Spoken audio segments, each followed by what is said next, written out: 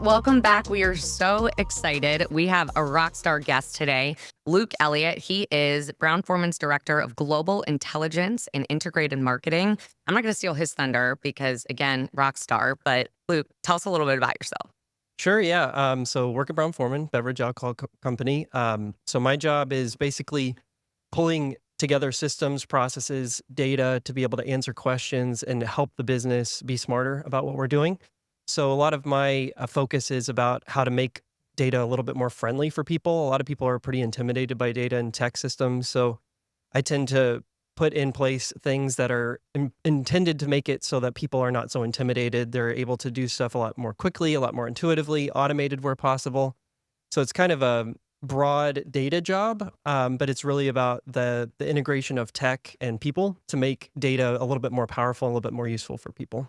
And so, since this is a podcast about AI, would you mind sharing how AI intersects with your role at Brown Forman? Yeah, so AI has really been around for years in a lot of the work that we do. So I would say that my first real foray into really working directly with AI systems was in the social listening space, or what we call social and web listening, because a lot of the data we pull together is not just sourced from social.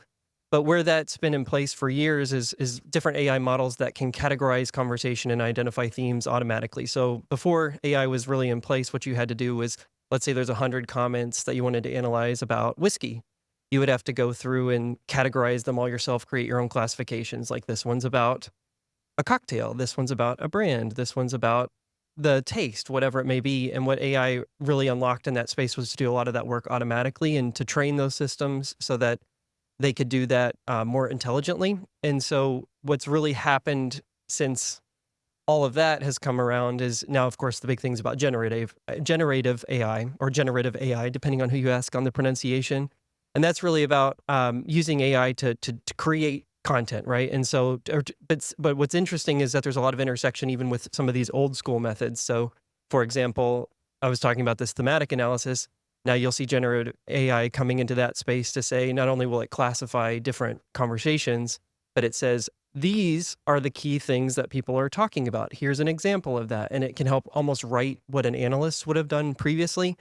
There's also many, many other instances where AI is coming into our work in what we call integrated marketing communications. So anything from content development. So I'm sure you guys have seen even when you're using a photo editing program now, you can circle a little part of the image and tell it to change. Like that's, of course, one instance where it's coming in. But it's kind of classified in different ways. We don't really look at it in terms of, here's our overall AI strategy. It's more, here's the stuff that we're doing, and AI is coming into the different systems that we're running. So I'll give one more example before I go too deep down the rabbit hole.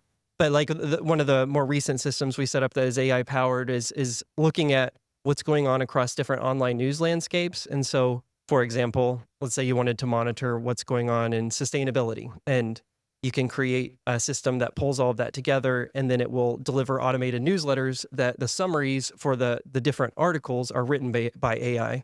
And so what we do, and my role is the back end programming and setup and all of that and training it, because it might say something is sustainability and it's really not. And so you have to kind of like give feedback to the system and put parameters in place. And sometimes it's like, oh, the system isn't going to really know that this isn't sustainability, this certain type of mention.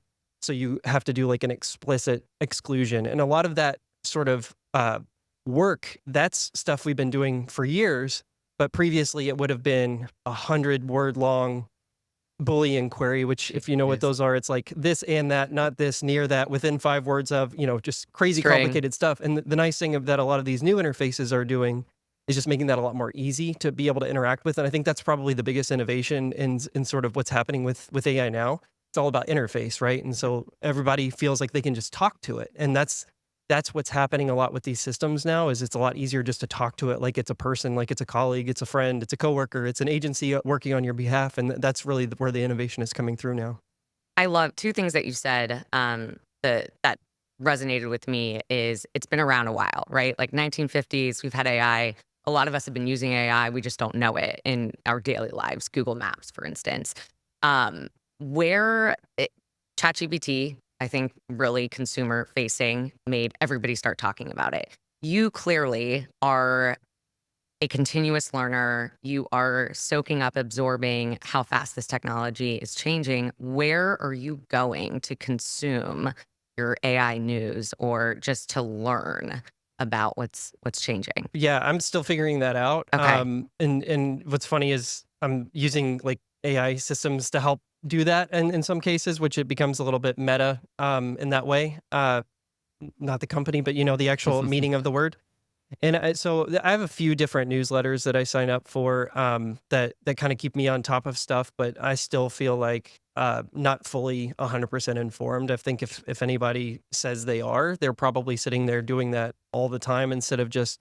I try to dedicate like a couple hours a week just to reading Perfect. through news and kind of seeing examples, and similarly just kind of playing with stuff. And a lot of this I have to do sort of outside my job because, and I'm sure we're going to talk about this a little bit, but the businesses and companies are pretty risk averse, and they should be It should right be. now with a lot of this stuff. And there's a lot of concern. And so what I try to do is just spend some time listening to podcasts, reading articles. A lot of these things are from sources that have been covering other things in the past, and they've kind of shifted their focus to AI these days. But yeah, there's so many newsletters out there, but I like the Download from MIT. They have a lot of AI stuff in there. Rachel Woods has a company called AI Exchange, and she kind of covers lots of like business use cases, which is really interesting. I'm gonna forget my newsletters now because I don't have my phone in front of me because people actually ask this quite a bit. But the idea is that kind of find a source that does the angle that's going to be most interesting to you. Some of them are very, very general, and some of them are more like applicable to different types of instances. So there's even blogs and newsletters that are more like legal implications or educational implications, for example. And I think sometimes those are going to be more relevant, but I like both. I kind of like a little bit of a combination of general and directly relevant to the type of work that I'm doing. When I love that you give the time example of like, a couple hours a week that you're trying to just absorb, learn, and be a practitioner. And I think that that's the challenge that you mentioned earlier. It's intimidating. Business owners, C-suite execs, they're in this and they're going to have to make some decisions regarding this technology. So you kind of can't shy away. You need to invest the time, Yeah. probably outside of work. Right. I also like to kind of just get it kind of straight from the source that's doing it. So like OpenAI will put out pretty much updates in terms of what it's doing with ChatGPT, but also what it's working on like Sora, Yeah.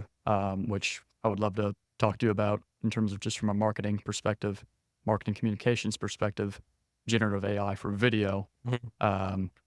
In fact, let's just get right into that. What role do you see that playing in integrated marketing communications?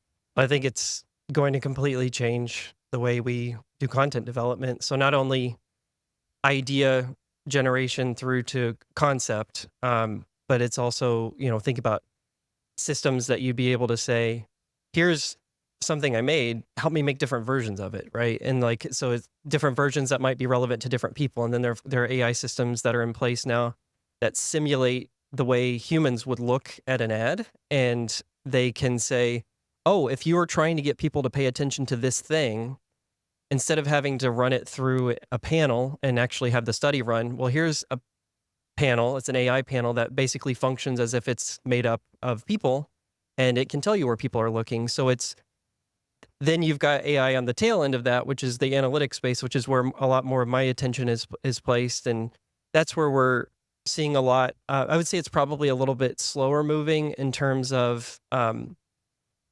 of true innovation happening, but a lot of this stuff is moving a lot quicker than I thought. So you were just talking about OpenAI's sort of updates. They made a very Newsletter. gigantic update this week, even though which is probably has the worst name ever, but it's ChatGPT running on GPT 4.0, not 0, the letter O, which is like how many people are searching ChatGPT 40, I'm sure. Like, did a marketer look at that? Right. Just kidding. But they have their reasons, and that shift of kind of what the capabilities are of what their platform can do now, and the fact that they're making it fully free to access in kind of different ways than they have before, that like moved much more quickly than I thought we were going to get. I don't know if you all have had a chance to watch some of those demo videos this week, but they're frankly mind-blowing. Like I knew that we were going to get there at some point, but the fact that we're there already, and remember, like this was November 2022 when that platform, unless I'm getting my dates wrong because everything's a time warp these days, but that's amazing how far some of this stuff has come, and that's just one platform, right? And of course, like I think they're kind of seen as the leader in a lot of cases, in terms of making it broadly accessible to do lots of different types of things.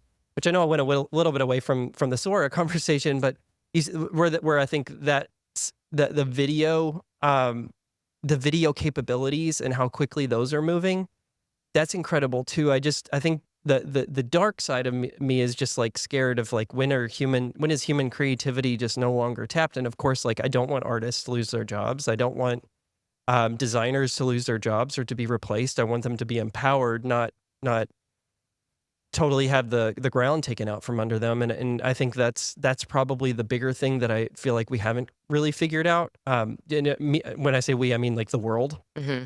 And that's where we have lots of questions, about ethics and all kinds of things, which I'm sure is something you guys are going to be talking about with other guests as well, I'm sure. I always compare it to like Apple. I mean, what are we on? Like the 15?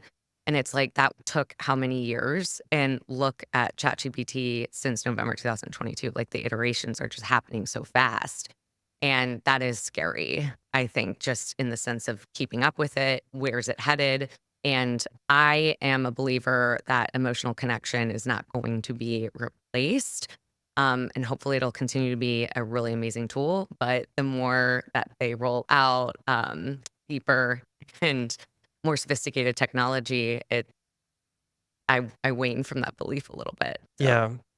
I mean, I think history has shown we tend to not really wait on a lot of these things. We don't wait for the ethic. We definitely don't wait for the laws to catch up.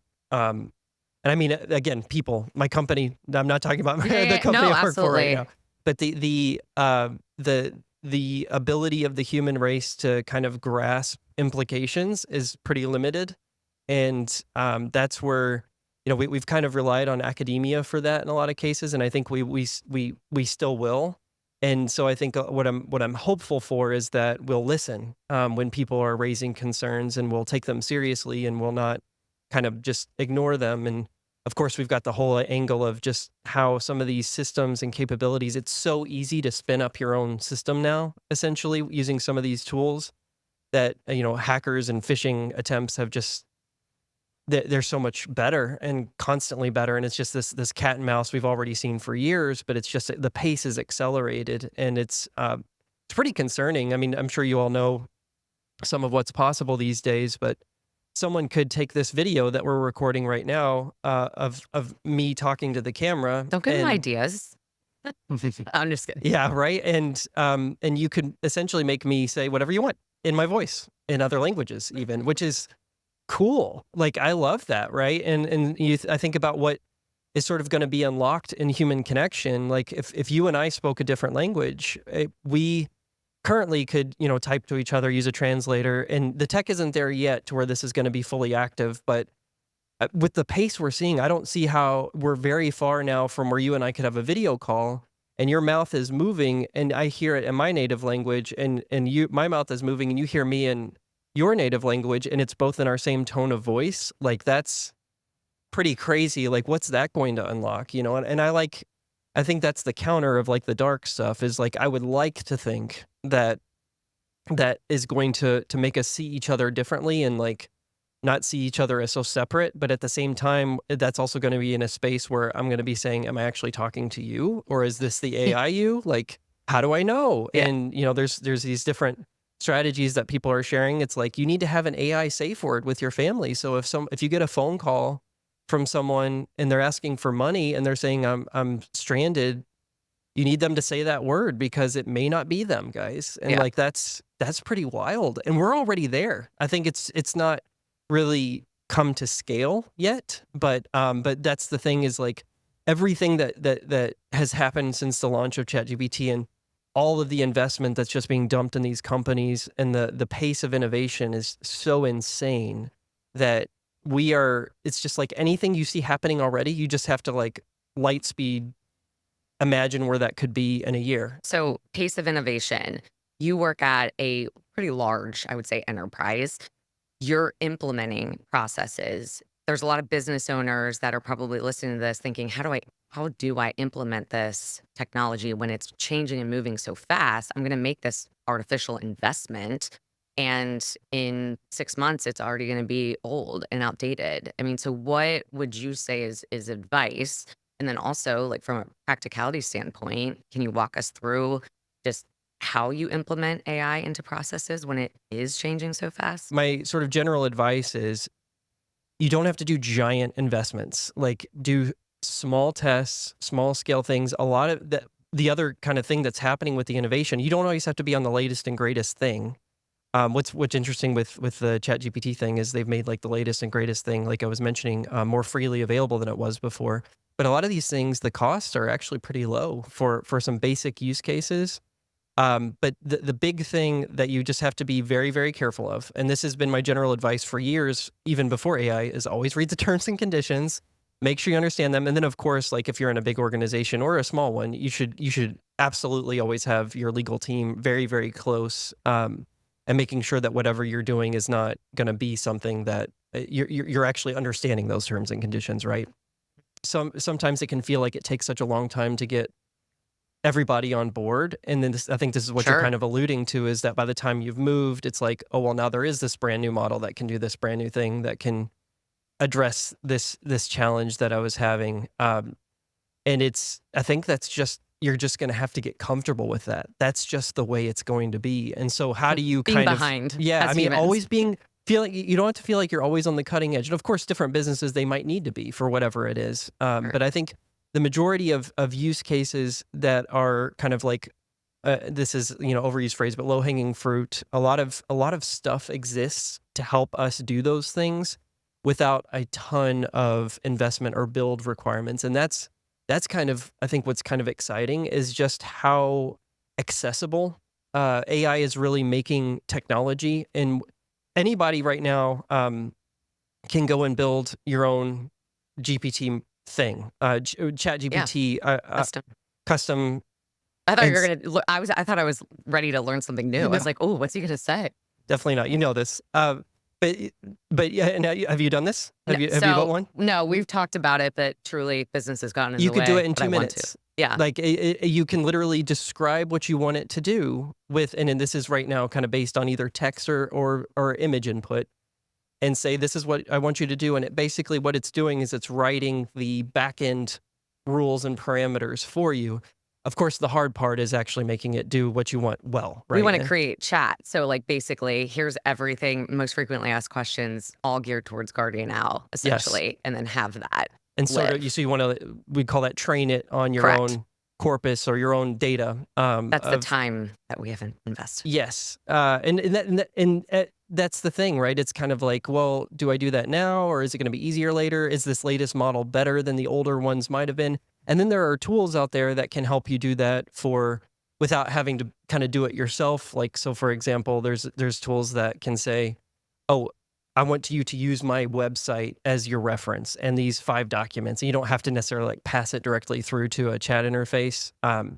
So that's the thing, is like navigating that space. But I guess my point is that just don't be afraid to try it, because you'll learn really quickly how some of these things get things wrong. And so you can think, oh, okay, like maybe I was approaching the way that this needs to be built in the wrong way, or I'm going to have to structure my information in a different way. And I think that's probably one of the bigger things. I was mentioning AI for analytics has kind of been a little bit limited, as a lot of people say, well, we've got all this data. Well, your data is super messy and it's in tons of different places, different formats.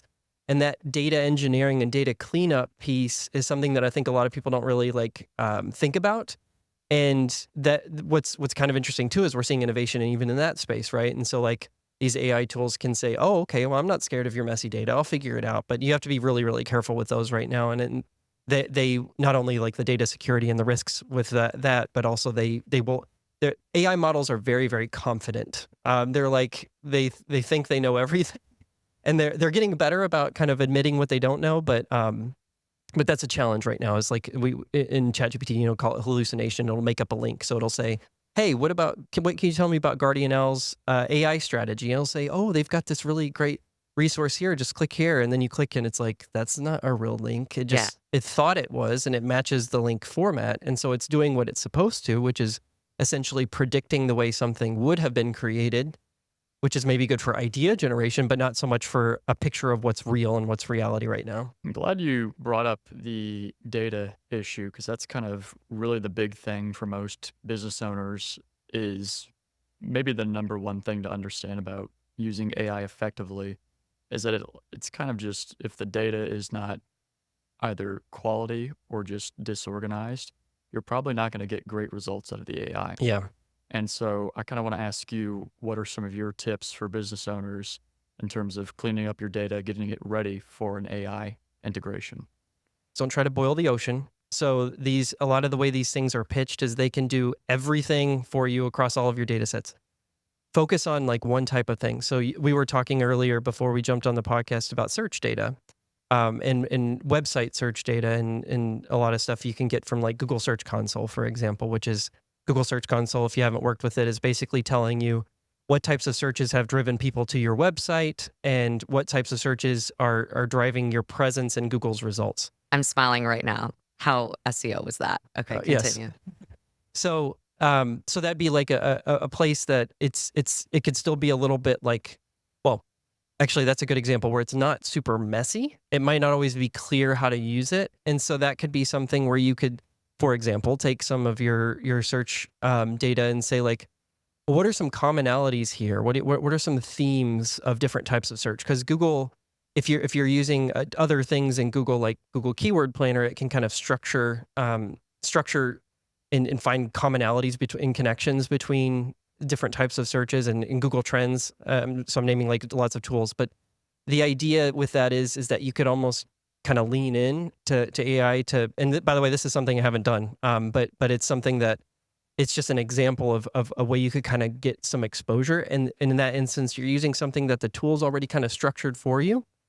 As you get more comfortable and as you're starting to navigate across different sets, so I just named 3 different tools of Google Keyword Search Planner, Console. Google Search Console, Google Trends, all kind of structure things differently, have different approaches. Well, maybe you want to kind of start to find linkages between them. So what are some insights you could draw? So for example, Search Console is only going to show you how you're appearing for search, but it doesn't show you just general search. Keyword Planner and Google Trends will show you general search. And then anyway, I'm going to go down a rabbit hole there, but I think the rabbit hole, though, if you're a business owner listening, we get a lot of, hey, I want to implement AI, and they don't even have Google Analytics or Search Console yeah. or even really anything set up. So their digital transformation journey, they want to start at mile 10, 15, and they're still on mile 1. They're still buying their shoes, like to get on this digital journey. And that is, when Connor was referencing AI ready, I mean, we're amazed at, I know that you work for a big corporation, but you kind of just in your brain think, oh, these big companies are already like on the cusp of this. And really, we've found that a lot aren't even really digitally integrated or have a culture that is buying into digital. Yeah. And here we are trying to implement AI. Yeah. So, And I think it's because that's the flashy thing, right? And then I think it's positioned as, and even I'm guilty of this, like it's so easy to get started, not to do it well and completely 100% everything encompassing, all harmonized, all clean, all strategically aligned. Of course not. And that's, for now, humans are still needed for that spot. But you can go to ChatGPT right now. You could actually present it your exact challenge. You could say, where would I start with a company that says they want to get started in AI, but they haven't set up, any, and they'd say, well, for example, let's maybe start them with getting Google Analytics set up. Here's how they would do that. Here's some guides on where they can go. And so it can help you maybe to put together almost like an action plan. So it's not like you're completely removed from that. So I think I would love to hear an example where someone says like, this will never be impacted by AI. I just don't think that's possible. So just make sure you're at least aware of it, right? You don't want it to be surprised. You don't want somebody to come and say, oh, what's your job? Oh yeah, this company over here is doing that, but they're doing it with AI, right? And like you should know that. You should be sort of aware of the space. Of just how it can sort of augment existing jobs as well, rather than outright replace. So we've kind of found using AI tools, specifically like image generation, like if you try to have it generate something with text in it, Yeah, it will just give you still like a messy. word soup of like nonsense words. So you're kind of just like, okay, I do need a graphic designer to put text on this image, For now. for For now. now. But my question to you is that one of the issues with AI is that it kind of lacks common sense. You mentioned like the giving you a link that doesn't actually exist. Right. There's other real world examples of that, like the lawyer who used AI to cite Cases that didn't exist. didn't- Yeah, Yeah. it's like in the AI, it's kind of it doesn't lack the common sense of like, oh, he wants real cases. He just said, I gave you cases. Right. They're fictional cases to support your case, but those are cases. Right. So there's kind of always this need for human oversight because of this lack of common sense. So my question to you is, within your role, what would you always want a human oversight? I'm really heavy in the analytics thing. So a lot of where I have to come in is understanding the different systems, the way that so we were just talking about those 3 different Google systems, the way that what are the nuances, what are the warnings, like how do you actually use these things, how should you not use them, and kind of having that as a guardrail to make sure that if we're just inferring a lot of insights from something, that it's understanding the right context of however that thing generated information. So again, like the Search Console is like, well, that's only searches that we actually showed up for. It's not showing searches that we might have showed up for, right? So like that's like if you didn't really know how those things work, you might miss that. But that said, today, if you ask ChatGPT what's the difference between those 2 systems, it's probably going to tell you the right answer. So it's got that nuance. It just may not be thinking, in quotes, of that nuance, but you can also set up systems that prompt it to do that. So you say, make sure you're paying attention to the way that this, like, do this thing for me. But remember, here's how I want you to do it. And so for right now, the human is needed still to do that prompting and training. But it's everything that the way that to think about it is like the more repetitive and similar your work is and your tasks, the more likely it is that AI could do it as well, if not better than what you're doing right now. And I've had lots of different data jobs over the years, but my first real data job was literally sitting and keying in insurance claims for like 10 hours a night. It was third shift. Yeah, it was pretty incredible. The zone you could get into and just do that. But that was using AI at the time. So OCR, optical character recognition. And what we were doing was confirming it. So saying like, because the AI was smart enough to say, I think what is on this scanned form are these letters, is that right? And you had to go in and kind of say yes, no, whatever, kind of like a CAPTCHA, right? So, but now with the way systems have updated, I'm sure that job is completely different. This was over 15 years ago, so it's been a minute. But we all have sort of different types of tasks that we're asked to do, even in our roles, right? And so right now I answer lots of different questions that come in from our business about how to use systems, about where do I go to for this? And of course I have lots of documentation. I've told people, hey, remember you can look at these documents, but they either don't understand them or they don't have time or they forgot or whatever it could be. But I'm waiting for when we're approved to have the AI pre-write my email response that's going to say the thing that it knows I'm going to say, which is, here's the answer to your question. By the way, and the AI could learn from the way that I've interacted with people asking the similar question the last 30 times. And so now, like the company policies couldn't allow you to do that. Right, Is that what exactly. you mean? Yeah. The tech is sort of, and there's tech that can do that for sort of customer service departments right now, but it's not like general employees of everybody who's using Gmail or Outlook or whatever. But I don't think we're that far from that. And it's really about companies getting kind of comfortable, because of course then you're going to have that system have access to everything in your email, which is like, that's terrifying, right? So, but imagine if just your whole sentence or your whole email was already written like that. And that's kind of like another example of like, I would think, oh, well, I've got all these different types of questions people ask, but I would actually love it if those were pre-written, it's like, so, think about the productivity. Right. Yeah. But then the question is, what's the end of that, and where do we keep going? Because of course, like anything that's that's in a business world, it's going to be driven ultimately by the desire for increased profits over time. And so then what does that look like? So Or lower operational costs, exactly. potentially. So, and I mean, you brought up the policies, right? I think that that's also something that comes up a lot. A lot of these corporations haven't even established, like, what is their enterprise policy on generative AI? Can programmers use it? Can our marketing department use it? So, have you been a part of those conversations? What would you recommend businesses look at? Just again, from your experience. Yes, I'm definitely not an expert in AI policy. So I've been asked questions about like, hey, this is how we think you're using it. Is this right? Whatever. And of course, I have influence to try to drive some of those things. Well, the way that we've approached it is there's actually like a core team that's what they're doing, and they sort of own that, which is I think the right way to do That's it. great. And it can be made up of experts of people across the organization, but I think you've got to do something because people will make up their own policies if you don't, and that's scary, right? So you want to make sure that you've at least got something. And there are especially for smaller businesses out there, there are sort of recommended frameworks that people can follow. I'm sure you'd probably be happy to help point them in the direction of some stuff, maybe. I think business owners, small business, or they've been in business 20 years, sometimes it's, oh gosh, I got to update the employee handbook. Right. And now it's,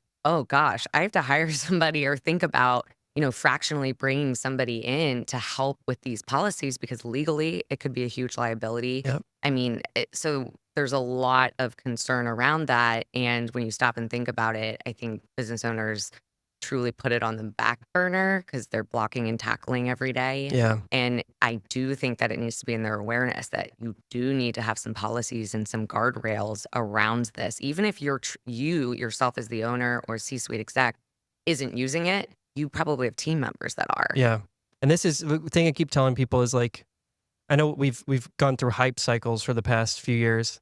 This is very different than the metaverse. It's not Web3. It's not crypto. This is actually going to change the way you work. Like it will directly impact you. And I think that's the message that I keep trying to drive through is like, you can't ignore it, right? Because it will come knocking on your door. You might get a phishing attempt. There's these, someone might impersonate you as the CEO to your employees they've done that already, but now they could potentially do it with your voice. You're giving people way too many ideas. Yeah. But I agree. Yes. Yeah, there was just this week, a podcast came out with two voices on it, like actual people's voices, and the two people who had those voices said, we didn't record this podcast. We didn't record that. Yeah, that's scary. Yeah. There's a lot of kind of things in the air, like, hey, maybe they'll start watermarking Right. generative AI products and whatnot. What do you think is the most likely to be implemented that could directly impact your? So what you're mentioning about those watermarks, I think I'm going to kind of flip it back philosophically too. I think the biggest concern that I have is how trust and the perception of authenticity is going to be eroded. And so in the brand space, especially the brands that I work with, we actually do have like genuine, authentic stories and like real people who work on these brands who have these like amazing personalities. And then if no one believes that when they read it, because they think it's just made up, or even the thing that they're seeing, this woman rolling a whiskey barrel down the halls of the whiskey warehouse, if they think that's just made up, like it almost completely like takes away the power of being truly authentic. And I think that's really sad. And so I think about, I know what regulation really does, other than if for where you're talking about the watermarking, if everybody's sort of on board, maybe the platforms are trusted a little bit more when people are seeing a post like that, and then they say, "Oh, it doesn't say AI generated." It's like, and so, what I wonder is almost like you almost have to do the opposite. Is like, let's start tagging stuff as not AI generated because it's very quickly shifting to where it's more in the other direction, right? So, and then on the data side of things, I think the big thing is just how do we make sure that things are protected and not going to just be completely, we spend all this time and effort setting up this AI operation to do this thing, and then that company gets hacked, and now all of your stuff is like just totally out there, and that's going to just that would set all kinds of innovation back. And I think that's probably just a matter of time before something happens like that, because the potential return for the folks who are operating on the bad side is so high. So it's like, how does that kind of catch up? I don't really know if regulation is going to help, other than if there's something consistent in terms of protections that can be in place. What would you leave our audience with as far as words of wisdom, advice? You can say your deepest fear, your deepest excited, part about AI. What would you leave the audience with? If you haven't interacted with one of the major tools out there, at least go try it. ChatGPT is probably the easiest to kind of get out there and just start using.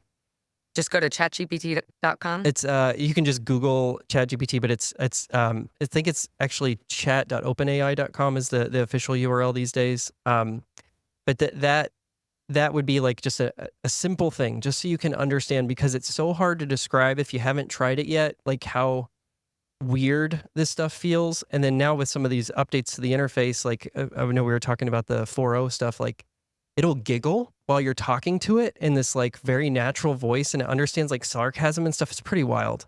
So just get out there and start using stuff. At the same time, the other side, do not share any super confidential secret information to be like, oh, I wonder if it can figure out my password if I do blah, blah, blah.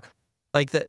Imagine it's just like you're talking to like somebody at another company or something. Like imagine it's like that. Like what would be the things that you're trying to have them try out with you together to kind of illustrate their capabilities without putting yourself at risk?